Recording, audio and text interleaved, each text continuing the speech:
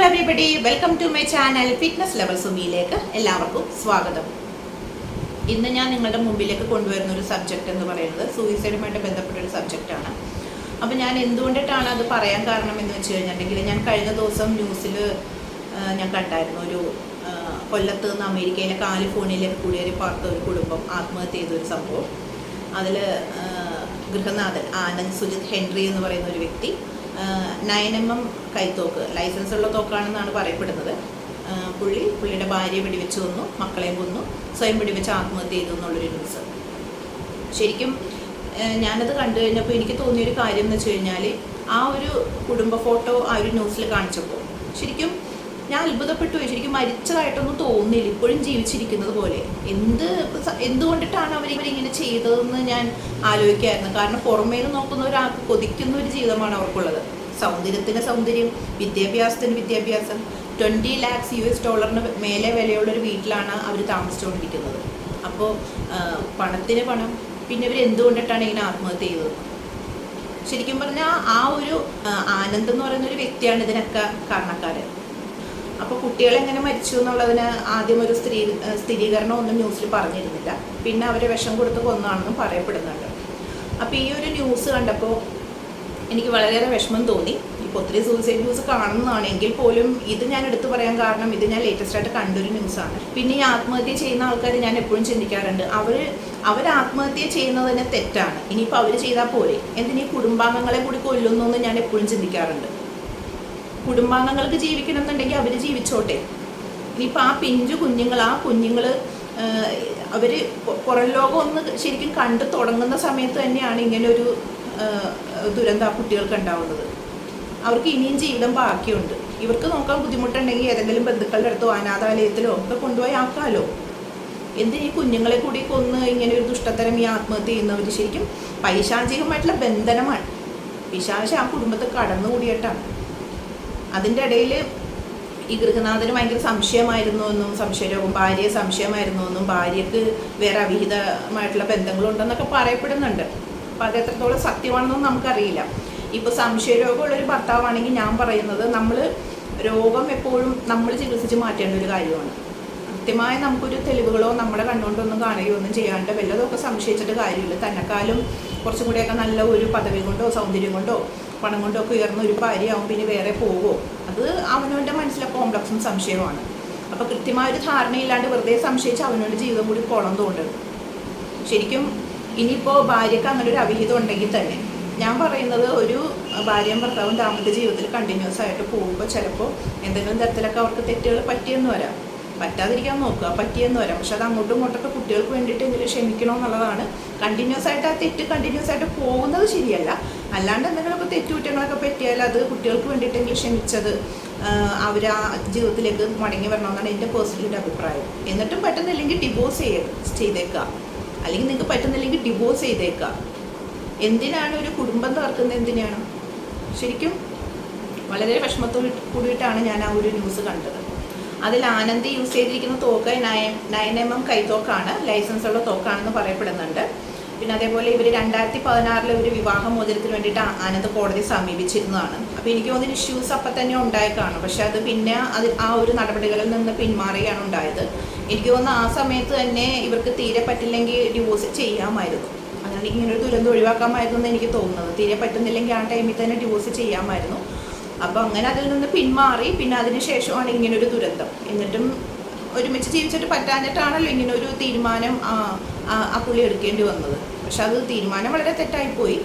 പിന്നെ പുള്ളിയുടെ ഭാര്യ മാതാവ് അമേരിക്കയിൽ എത്തിയിട്ടാണ് മൃതദേഹം തിരിച്ചറിഞ്ഞിട്ടാണ് അത് കൺഫേം ചെയ്തതെന്നൊക്കെ പറയപ്പെടുന്നുണ്ട്.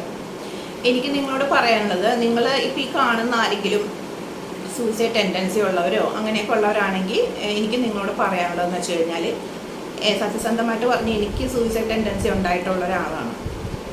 ആക്ച്വലി ഇപ്പോഴും എനിക്ക് മുമ്പത്തെ അത്രയില്ലെങ്കിൽ ഇപ്പോഴും എനിക്ക് ഇടയ്ക്ക് തോന്നാറുണ്ട്. കാരണം എന്താണെന്ന് വെച്ച് കഴിഞ്ഞാൽ എൻ്റെ ഒരു ഏജ് ഒരു 20-30 ബിറ്റ്വീൻ, ആ ഒരു ഏജിൻ്റെ സമയത്താണ് എനിക്ക് കൂടുതലും സ്ട്രെസ്സും കൂടുതലും പ്രോബ്ലംസും എൻ്റെ ലൈഫിലേക്ക് വന്നത്. എനിക്ക് ശരിക്കും ആ സമയത്ത് ഒരു സൂയിസൈഡ് ടെൻഡൻസി എനിക്ക് കൂടുതലുണ്ടായിരുന്നു. എല്ലാം വിട്ട് പെട്ടെന്ന് എങ്ങനെയെങ്കിലും ഒന്ന് ഭൂമി വിട്ട് പോയാലോ എന്നൊക്കെ ഞാൻ ചിന്തിച്ചിട്ടുണ്ട്. പക്ഷേ ഞാൻ അടുത്ത നിമിഷം എനിക്കത് പേടിയുമാണ്. ദൈവമേ, സൂയിസൈഡൊക്കെ ചെയ്താൽ ഭൂമി വിട്ട് പോകേണ്ടി വരുമല്ലോ. പിന്നെ ഞാൻ ചിന്തിച്ചിരുന്നു വെച്ചാൽ ഞാൻ ക്രിസ്ത്യനാണ്. അപ്പോൾ ഞാൻ ചിന്തിക്കുന്നത്, അയ്യോ ഞാൻ ഇനി സൂയിസൈഡ് ചെയ്ത് പോയാൽ കർത്താവ് എന്തിനെ നീ ജീവിതം അവസാനിപ്പിച്ചു എന്ന് പറഞ്ഞാൽ നരകത്തിലോട്ട് വിടുക, അങ്ങനെയൊക്കെ ഉള്ളൊരു പേടിയായിരുന്നു എനിക്കുണ്ടായിരുന്നത്. ശരിക്കും എനിക്ക് ആ സമയത്ത് ഒരു സൂയിസൈഡ് ടെൻഡൻസി ഉണ്ടായിരുന്നു. ഞാൻ കൗൺസിലിംഗ് ഒക്കെ അറ്റൻഡ് ചെയ്തായിരുന്നു. പക്ഷേ എനിക്ക് കൗൺസിലിംഗ് കൊണ്ടിട്ട് എനിക്കൊരു ഒരു കുറച്ച് ദിവസത്തേക്ക് മാത്രമേ എനിക്കൊരു ആശ്വാസം കിട്ടിയിരുന്നുള്ളൂ. പിന്നെയും എൻ്റെ മൈൻഡ് പഴയ പോലെ. അപ്പോൾ ഞാനിപ്പം വളരെയധികം സ്ട്രെസ്സായിട്ട് നടക്കുന്ന ഒരു സമയത്ത് എൻ്റെ ഫാദറാണ് ഒരു പ്രെയർ ഗ്രൂപ്പിലൊക്കെ എന്നെ കൊണ്ടുപോയി അവിടുത്തെ അംഗമായി. അങ്ങനെ ഞാൻ നിരന്തരം ആ ഒരു പ്രാർത്ഥനാലയത്തിൽ പോകാൻ തുടങ്ങി. പിന്നെ മറ്റുള്ളവർക്ക് വേണ്ടിയിട്ട് സോഷ്യൽ സർവീസ് ഒക്കെ ചെയ്യുന്ന ഒരു പ്രാർത്ഥനാലയമാണ്, അതിലൊക്കെ ഇൻവോൾവ് ആയി. അങ്ങനെയൊക്കെ എൻ്റെ മൈൻഡിനെ ഞാൻ റിക്കവർ ചെയ്തു.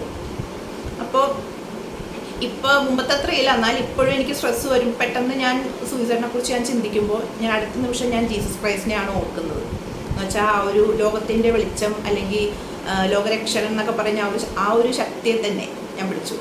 അപ്പോൾ നിങ്ങൾ നിങ്ങളുടേതായിട്ടുള്ള രീതിയിൽ ഇപ്പോൾ സൂയിസൈഡ് ടെൻഡൻസി ഉള്ള ആൾക്കാരാണെങ്കിൽ, ഇപ്പോൾ ഞാനിപ്പോൾ അന്ന് സൂയിസൈഡ് ചെയ്തിരുന്നെങ്കിൽ ഇപ്പം ഞാൻ അതിന് ശേഷമാണ് ഞാൻ ഫിറ്റ്നസ് സെൻറ്റർ തുടങ്ങിയത്. അതേപോലെ എനിക്ക് എൻ്റെ ലൈഫിൽ ഒത്തിരി നല്ല കാര്യങ്ങൾ ആ ഒരു സമയം അതിജീവിച്ച് കഴിയുമ്പോൾ ഒത്തിരി നല്ല കാര്യങ്ങൾ നമ്മുടെ ജീവിതത്തിൽ സംഭവിക്കും. എൻ്റെ ജീവിതത്തിൽ ഒത്തിരി നല്ല കാര്യങ്ങൾ അതിനുശേഷം സംഭവിച്ചു. ഇപ്പോൾ ഇതേപോലെ ഞാൻ നിങ്ങളുടെ അടുത്ത് പറയാനായിട്ട് പറ്റുമായിരുന്നു. ഇപ്പോൾ നിങ്ങൾക്ക് എന്നെ കാണാൻ പറ്റുമായിരുന്നു. ഞാൻ സൂയിസൈഡ് ചെയ്തിരുന്നെങ്കിൽ എനിക്കൊരു സോഷ്യൽ മീഡിയ ഇൻഫ്ലുവൻസർ ആകാൻ പറ്റുമായിരുന്നു. ഒന്നുമില്ല. അപ്പോൾ ആ ഒരു സമയത്ത് അതിജീവിച്ച് ഇവിടെ നിൽക്കുന്നതുകൊണ്ടിട്ടാണ് നിങ്ങളുടെ മുമ്പിൽ എനിക്കിങ്ങനെ നിൽക്കാൻ പറ്റിയത്. അപ്പോൾ എന്ന് പറയുന്നത് പോലെ നമ്മൾ ആ സൂയിസൈഡ് ടെൻഡൻസി ഉള്ള ആ ഒരു സമയം നമ്മളത് എങ്ങനെയെങ്കിലും അതിജീവിച്ച് കഴിഞ്ഞാൽ വളരെ നല്ല ദിവസങ്ങൾ നിങ്ങൾക്ക് പിന്നീട് വന്നെന്ന് വരാം. ഇപ്പം ഞാൻ പോകുന്ന ഒരു പ്രാർത്ഥനാലയത്തിലാണെങ്കിലും കടബാധ്യതയുള്ളവർ എഴുന്നേറ്റ് അവർക്ക് വേണ്ടി പ്രാർത്ഥിക്കാമെന്നൊക്കെ പറയാറുണ്ട്. അപ്പോൾ ശരിക്കും കോടികളും ലക്ഷങ്ങളും ഒക്കെ കടബാധ്യതയുള്ളവരൊക്കെ കൈപൊക്കി നിൽക്കുന്നത് കാണാറുണ്ട്. അവർക്ക് വേണ്ടി പ്രാർത്ഥിക്കാറുമുണ്ട്. രോഗങ്ങളുള്ളവർ, അതേപോലെ ബിസിനസ്സിൽ തകർച്ചയുള്ളവർ, അപ്പോൾ ഇതുപോലുള്ള ആൾക്കാർ സൊസൈറ്റിയിലുണ്ട്. അവർക്ക് ആശ്വാസം കിട്ടുന്ന ഒരു സ്ഥലത്ത് അവർ പോകുന്നു. ഇപ്പോൾ പ്രാർത്ഥനാലയത്തിൽ വരുന്നവർക്കാണെങ്കിൽ, ഇപ്പോൾ ഞങ്ങളുടെ പ്രാർത്ഥനാലയത്തിലാണെങ്കിൽ അവിടെ വന്ന് പ്രാർത്ഥിക്കാം, അല്ലെങ്കിൽ അവിടെ വന്ന പാസ്റ്ററോട് അവരുടെ വിഷമങ്ങളൊക്കെ പങ്കുവെക്കാം.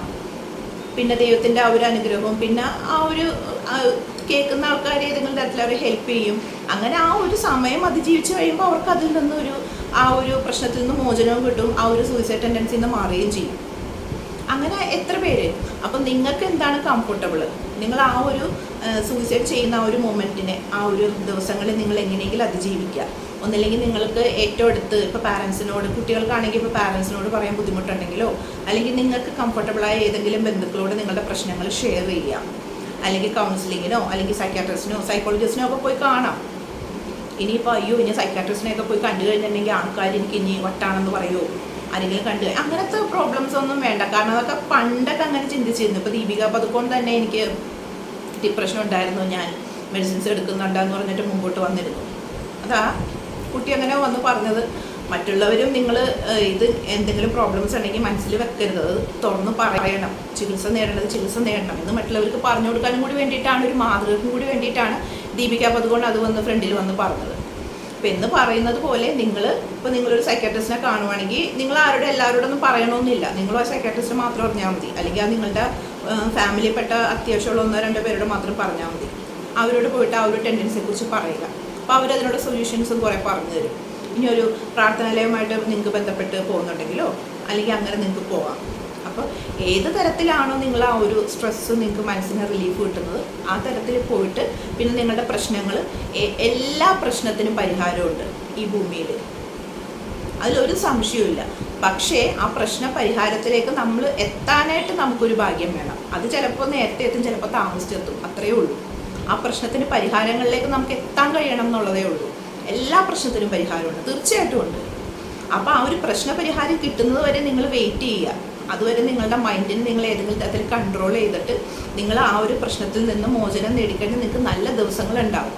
പിന്നെ നിങ്ങളുടെ മുമ്പിലേക്ക് വരുന്ന ആ ഒരു നല്ല ദിവസങ്ങൾ, ആ ഒരു സന്തോഷങ്ങളും ആ ഒരു ഉയർച്ചയൊക്കെ കാണാൻ നിങ്ങൾ ജീവിച്ചിരിക്കണ്ടേ. അപ്പോൾ സൂയിസൈഡ് ഒരിക്കലും ഒരു പരിഹാരമല്ല, ഒരിക്കലും നിങ്ങളത് ചെയ്യരുത്, ദയവേദി പ്ലീസ്. പിന്നെ ഞാനൊരു റെസ്പെക്റ്റ് ചെയ്യുന്ന ഒരു ആർട്ടിസ്റ്റാണ് സിൽക്ക് സിമിത എന്ന് പറഞ്ഞൊരു ആർട്ടിസ്റ്റ്. പുള്ളിക്കാരി സൂയിസൈഡ് ചെയ്തതാണ്. എനിക്കൊന്ന് 37-38 ആ ഒരു ഇയേഴ്സുള്ള സമയത്താണ് പുള്ളിക്കാരി സൂയിസൈഡ് ചെയ്തത്. അപ്പോൾ പുള്ളിക്കാരി സൂയിസൈഡ് ചെയ്യുന്നതിന് മുമ്പ് ഒരു സ്റ്റേറ്റ്മെൻറ്റ്, അത് ആത്മഹത്യാക്കുറിപ്പ്, ഞാനത് കുറച്ച് വർഷങ്ങൾക്ക് മുമ്പ് ഞാൻ കേട്ടതാണ്. അത് ആത്മഹത്യാക്കുറിപ്പ് എഴുതി വെച്ചതാണോ ആരുടെയെങ്കിലും പറഞ്ഞാണോ അത് ഞാൻ ഓർക്കുന്നില്ല. എനിക്ക് ഈ ഒരു ജന്മം എന്തിന് തന്നു എന്നുള്ളൊരു സ്റ്റേറ്റ്മെൻറ്റ് പുള്ളിക്കാരി പറഞ്ഞതായിട്ട് പറയപ്പെടുന്നുണ്ട്. അതിനുശേഷമാണ് സൂയിസൈഡ് ചെയ്തത്. ശരിക്കും എന്തായിരുന്നു ശരിക്കും ആ ഒരു മനസ്സിൻ്റെ ആ ഒരു സ്പിരിറ്റിലാണ് എല്ലാം ഇരിക്കുന്നത്. ശരിക്കും പറഞ്ഞാൽ സിൽക്ക് സിമിതൊക്കെ എന്തായിരുന്നു ഒരു കുഴപ്പം? അറിയപ്പെടുന്ന ഒരു ആർട്ടിസ്റ്റ്, പിന്നെ എത്രയോ പേര്, ഇപ്പോൾ മോഹൻലാൽ ആയിക്കോട്ടെ അല്ലെങ്കിൽ കമലഹാസൻ ആയിക്കോട്ടെ, എത്രയോ നല്ല താരങ്ങളുടെ കൂടെയൊക്കെ അഭിനയിക്കാനായിട്ട് പുള്ളിക്കാരിക്ക് കഴിഞ്ഞിട്ടുണ്ട്. ഞാൻ പുള്ളിക്കാരുടെ ആയിക്കൂടി സ്ഫടികം എന്ന് പറയുന്നൊരു മൂവി മാത്രമേ ഞാൻ മുഴുവൻ കണ്ടിട്ടുള്ളൂ. പിന്നെ സോങ്സാണ് ഞാൻ കൂടുതലും കണ്ടിട്ടുള്ളത്. തമിഴിൽ അതിപ്പോഴും ഞാൻ കാണാറുണ്ട്. തമിഴിൽ ത്യാഗരാജൻ്റെ കൂടെയൊക്കെ ഉള്ളൊരു സോങ് ഉണ്ട്, എനിക്ക് ഭയങ്കര ഇഷ്ടമാണ് ആ സോങ്. അത് ഞാൻ ഇപ്പോഴും ഇടയ്ക്കിടയ്ക്ക് കാണാറുണ്ട്. അപ്പോൾ ശരിക്കും പുള്ളിക്കാരുടെ ആ ഒരു പൊസിഷനിലെങ്കിൽ എത്തിപ്പെടാനായിട്ട് ആഗ്രഹിക്കുന്ന ഒത്തിരി പെൺകുട്ടികളുണ്ട്. ശരിക്കും ആ ഒരു പുള്ളിക്കാരി ലൈംഗികമായിട്ട് ചൂഷണം ചെയ്യപ്പെട്ടു, എന്നെ പണപരമായിട്ട് ചൂഷണം ചെയ്യപ്പെട്ടു, ആ ഒരു കാരണം കൊണ്ടിട്ടാണ് അങ്ങനെ ഒരു തീരുമാനത്തിലെത്തിയതെന്ന് പറയപ്പെടുന്നുണ്ട്. അത് ശരിക്കും പുള്ളിക്കാരി ഒന്ന് ശ്രദ്ധിച്ച് ജീവിച്ചിരുന്നെങ്കിൽ ചിലപ്പോൾ ഇങ്ങനെയുള്ള പ്രശ്നങ്ങളൊക്കെ അവോയ്ഡ് ചെയ്യപ്പെടാമായിരിക്കാം. പക്ഷെ ഞാൻ പറയുന്നത് തെറ്റുപറ്റാത്ത മനുഷ്യരില്ല. ഇനി അങ്ങനെ ഒരു തെറ്റ് പറ്റിയെങ്കിൽ തന്നെ അതിൽ നിന്ന് എങ്ങനെയെങ്കിലും റിക്കവർ ആവാൻ നോക്കാമായിരുന്നു. പക്ഷെ അത് ഒരു ഫിലിം ഇൻഡസ്ട്രിക്ക് തന്നെ ഒരു നഷ്ടമായിട്ടാണ് എനിക്ക് തോന്നിയിട്ടുള്ളത് ആ പുള്ളിക്കാരി സൂയിസൈഡ് ചെയ്തതിൽ. പിന്നെ പുള്ളിക്കാരി പറഞ്ഞിട്ടുണ്ട്, എന്നെ ഒരു നേരത്തെ ഒരു സെക്സ് സിമ്പിളായിട്ട് പുള്ളിക്കാരിയെ കരുതുന്നു എന്നുള്ളൊരു വിഷമം പുള്ളിക്കാരി ഉള്ളതായിട്ടും പറയപ്പെടുന്നുണ്ട്. അപ്പം ഞാൻ പറയുന്നത് ആ ഒരു ടൈമിലൊക്കെ ഇപ്പോൾ സിൽക്ക് സിന്ധി ആയിക്കോട്ടെ, അനുരാധ ആയിക്കോട്ടെ, ഇപ്പോൾ ഐറ്റം നമ്പറൊക്കെ ചെയ്യാനായിട്ട്, പിന്നെ അതുപോലെ ഗ്ലാമറസ് ആയിട്ട് ചെയ്യാനായിട്ട് പെർട്ടിക്കുലർ ആയിട്ടുള്ള നടിമാരുണ്ടാകും. പക്ഷെ ഇപ്പോൾ വരുന്ന എല്ലാ ആർട്ടിസ്റ്റുകളും അങ്ങനെ മിക്കവരും ചെയ്യുന്നുണ്ട്. ബോളിവുഡിലെടുത്ത് നോക്കുകയാണെങ്കിലും ഇവിടെ ആണെങ്കിലും ഒക്കെ മിക്കവരും ഗ്ലാമറസ് ആയിട്ട് പല നടിമാരും ഇപ്പോൾ നായിക നടിമാർ തന്നെ ചെയ്യുന്നുണ്ട്. ഇപ്പോൾ സണ്ണി ലിയോൺ തന്നെ പോൺ ആർട്ടിസ്റ്റായിരുന്നു, ഒരു പോൺ ആക്ട്രസ് ആയിരുന്നു സണ്ണി ലിയോൺ. ആ സണ്ണി ലിയോൺ ഇന്ന് അതിനുശേഷം ബോളിവുഡ് ആക്ട്രസ്സായി, ഇപ്പോൾ കല്യാണം കഴിച്ച് ഒരു കുട്ടിയെ ദത്തെടുത്ത് പിന്നെ 2 ട്വിൻസ് അങ്ങനെയൊക്കെ ആയിട്ട് 2 കുട്ടികളൊക്കെ ആയിട്ട് ജീവിക്കുന്നുണ്ട്. അവർക്ക് എന്താ കുഴപ്പം? അവരും ജീവിക്കുന്നതല്ലേ. ശരിക്കും സിൽക്ക് സിന്ധി ഇന്ന് ജീവിച്ചിരുന്നെങ്കിൽ, ഈ ഒരു കാഴ്ചകളൊക്കെ കണ്ടിരുന്നെങ്കിൽ ചിലപ്പോൾ അവരുടെ മനസ്സിലെ വിഷമം കുറയുമായിരിക്കാം എന്ന് എനിക്ക് തോന്നുന്നു. കാരണം അവരെ ഒരു സെക്സ് സിമ്പിളായിട്ട് കരുതുന്നല്ലേ പറയുന്നത്. ഭാവിയിലെ തലമുറയിൽ മിക്കവരും അങ്ങനെയൊക്കെ തന്നെ വരുന്നുണ്ട്. അതവർ കാണാണ്ടാണ് അവർ മരിച്ചത്. എന്നെ അങ്ങനെ കരുതുന്നു എന്നുള്ളൊരു വിഷമമുള്ളതായിട്ട് അവർക്കുള്ളതായിട്ട് പറയപ്പെടുന്നുണ്ട്. അതുകൊണ്ടാണ് അവർ സെറ്റിലൊക്കെ വന്നു കഴിഞ്ഞാൽ അവരോട് സംസാരിക്കാത്തതെന്നാണ് പറയുന്നത്. ഞാൻ പറയുന്നത് ഭാഗ്യം ചെയ്ത ഒരു ജന്മമായിട്ടാണ് സിൽക്ക് സിന്ധയെ ഞാൻ പറയുന്നത്. കാരണം ഒരു ദരിദ്ര കുടുംബത്തിൽ ജനിച്ച് ഫിലിം ഇൻഡസ്ട്രിയിൽ വന്ന് അവിടെ നിന്ന് ഒത്തിരി നല്ല ആർട്ടിസ്റ്റുകളുടെയൊക്കെ അഭിനയിച്ച് അത്യാവശ്യം നല്ല കഥാപാത്രങ്ങളൊക്കെ പുള്ളിക്കാരി ചെയ്തിട്ടുണ്ട്. ഇപ്പോൾ പാട്ടാണെങ്കിലും ഡാൻസ് ആണെങ്കിലും ഒക്കെ അത്യാവശ്യം നല്ലൊരു പേരെടുത്ത് ഒരു ആർട്ടിസ്റ്റ് തന്നെയാണ് പുള്ളിക്കാരി. ശരിക്കും ആ ഒരു പൊസിഷനിലെത്താനായിട്ട് ആഗ്രഹിക്കുന്ന എത്രയോ പെൺകുട്ടികളുണ്ട്. ഒരു ദരിദ്ര കുടുംബത്തിൽ നിന്ന് ഇത്രയൊക്കെ പുള്ളിക്കാരിക്ക് എത്തിപ്പെടാൻ പറ്റിയില്ലേ? അങ്ങനെ എത്തിപ്പെടാൻ പറ്റാത്ത എത്രയോ പെൺകുട്ടികളുണ്ട്. അപ്പോൾ അത് തന്നെ ഒരു ഭാഗ്യമല്ലേ? അപ്പോൾ ശരിക്കും ആ ഒരു സ്ട്രെസ്സുള്ള ടൈമിനെ പുള്ളിക്കാരി ഒന്ന് അതിജീവിച്ചിരുന്നെങ്കിൽ ഇന്ന് പുള്ളിക്കാരിക്ക് നല്ല ദിവസങ്ങൾ പിന്നീട് അതിന് ശേഷം ഉണ്ടായാലേ. ഇപ്പോൾ ഞാൻ കഴിഞ്ഞ ദിവസം ഞാനൊരു സീരിയൽ കണ്ടായിരുന്നു, ഫ്ലവേഴ്സിലാണെന്ന് തോന്നുന്നത്, ഒരു ചാനലിൽ ഷക്കീല ഒരു സീരിയലിൽ ഒരു കഥാപാത്രം ചെയ്തു. ശരിക്കും ഷക്കീല ഒരു തരംഗം തന്നെ ഉണ്ടായിരുന്നു കുറച്ച് വർഷങ്ങൾക്ക് മുമ്പ്. ഷക്കീലയുടെ സിനിമകൾ മാത്രം തിയേറ്ററിലൊക്കെ പ്രദർശിപ്പിക്കുന്ന ആ ഒരു സമയത്ത് കുറേ വാദപ്രതിവാദങ്ങളും കുറേ കാര്യങ്ങളും ഷക്കീലയുമായിട്ട് ബന്ധപ്പെട്ടുണ്ടായിരുന്നു. പിന്നെ പുള്ളിക്കാരി കുറേ നാൾ അഭിനയത്തിൽ നിന്ന് വിട്ടുനിന്ന് ഇപ്പോൾ സീരിയലിൽ, പിന്നെ സിനിമകളിലൊക്കെ ശരിക്കും 1-2 വേഷങ്ങളിലും നല്ല ചില കഥാപാത്രങ്ങളൊക്കെ സിനിമയിൽ ചെയ്തായിരുന്നു. ഇപ്പോൾ സീരിയലിൽ പുള്ളിക്കാരി വന്നിട്ടുണ്ട്, നല്ലൊരു കഥാപാത്രമാണ് ചെയ്തുകൊണ്ടിരിക്കുന്നത്. ഞാൻ ഫുള്ളൊന്നും കണ്ടില്ല, 1-2 എപ്പിസോഡ്സിൻ്റെ കുറച്ച് ഭാഗങ്ങളെ ഞാൻ കണ്ടിട്ടുള്ളൂ. അപ്പോൾ അതിനുശേഷവും അവർ ആ ഒരു സമയത്ത് ഷക്കീലയ്ക്കും ഒത്തിരി പ്രോബ്ലംസ് ഉണ്ടായിരുന്ന് പറയപ്പെടുന്നുണ്ട്. ശരിക്കും അവരുടെ വീട്ടുകാർ പോലും അവരെ അകറ്റി നിർത്തി, അവർക്ക് ഒറ്റയ്ക്ക് ഒരു വീട്ടിൽ താമസിക്കേണ്ടി വന്നു. ഒരുപാട് പ്രശ്നങ്ങൾ അവർ അഭിമുഖീകരിച്ചിട്ടുണ്ട്.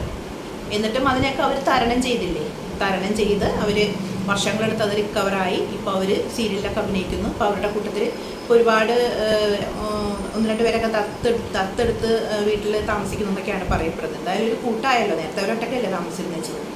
ഇപ്പോൾ ഒത്തിരി പേര് അവരെ കാണാൻ പോകുന്നു, ഒത്തിരി ഇൻ്റർവ്യൂസൊക്കെ യൂട്യൂബിലൊക്കെ വരുന്നുണ്ട്. എന്നിട്ടിപ്പോൾ അവർക്കിപ്പോൾ എന്താ ഒരു കുഴപ്പം? അവർ ജീവിതത്തിലേക്ക് റിക്കവർ ചെയ്ത് വന്നു. അതേപോലെ ഈ സിൽക്ക് സിന്ധ എന്ന് പറഞ്ഞ ആർട്ടിസ്റ്റിന് റിക്കവർ ചെയ്ത് വരാമായിരുന്നു എന്നാണ് എനിക്ക് തോന്നുന്നത്. അപ്പോൾ ഞാൻ ഒത്തിരി ഇഷ്ടപ്പെടുന്ന ഒരു ആർട്ടിസ്റ്റാണ് സിൽക്ക് സിന്ധ. അതുകൊണ്ടിട്ടാണ് ഞാനിപ്പോൾ ഈ ഒരു സബ്ജക്റ്റ് ഇത്രയും നേരം ഞാൻ പറഞ്ഞത്. അപ്പോൾ ഇന്നത്തെ വീഡിയോയുടെ പൂർണ്ണമാകുന്ന വീഡിയോ നിങ്ങളാർക്ക് ഇഷ്ടപ്പെട്ടെന്ന് ഞാൻ വിചാരിക്കുന്നു. ഇഷ്ടപ്പെട്ടെങ്കിൽ നിങ്ങളെല്ലാവരും ലൈക്ക് ചെയ്യണം.